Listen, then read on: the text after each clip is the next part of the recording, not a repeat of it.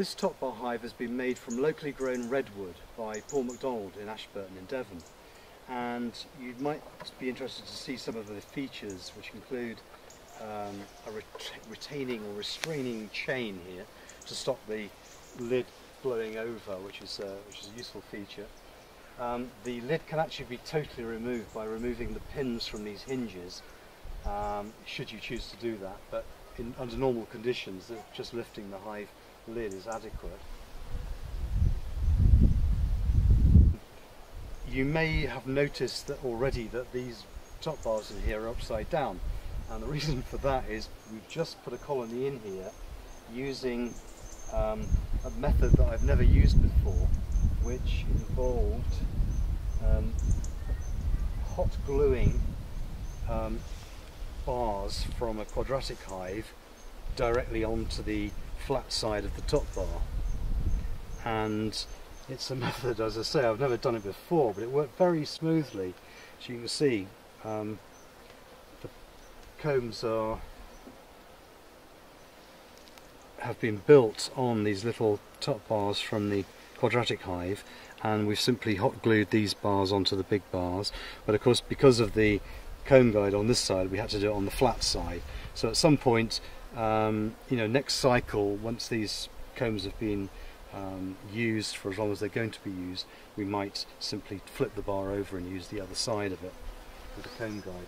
I'll take the next one out, and you can see this is a frame from a quadratic hive full of sealed brood and covered in bees, both sides, and they're going to, in their own time, they're going to expand the comb either side of the frame, or in these cases either side of the existing little top bars, and this colony will grow to full strength in the fullness of time. The floor in here, the floor material is composted wood chips, and it's quite damp, and this will help to retain the humidity in the hive. The container in which the wood chips are placed is simply a wooden trough with a mesh floor, but we've actually lined the mesh floor with weed suppressant material, which is an acrylic fibre material, and that is to we hope help to retain the moisture in the floor. The lid's hinged, it's slightly sloped, as you can see. There's enough space in this roof for insulation, which will be added very soon.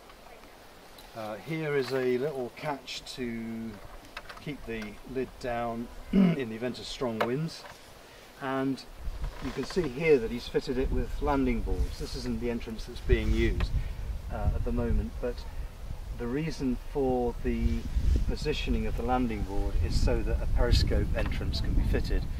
Should that be desired at a later date, that will simply be fitted into the space and will sit onto the landing board. What else can I say? The legs are made from oak, the body of the hive, the roof, and the bars themselves are all made from locally grown redwood, as I said. The main entrance, the entrance that's in use at the moment, is over here, again with its own landing board. There's not much activity because it's getting towards dusk now, and the bees have only just been placed in this hive, and they're just settling in, getting used to it. So, a very nicely made hive, should last a long time. The lid's been coated with a wax product, which also contains, I believe, a little bit of propolis and some oil, and optionally the rest of the hive could be done in this as well, because it shows off the grain in the wood nicely. There you go, nice top bar hive.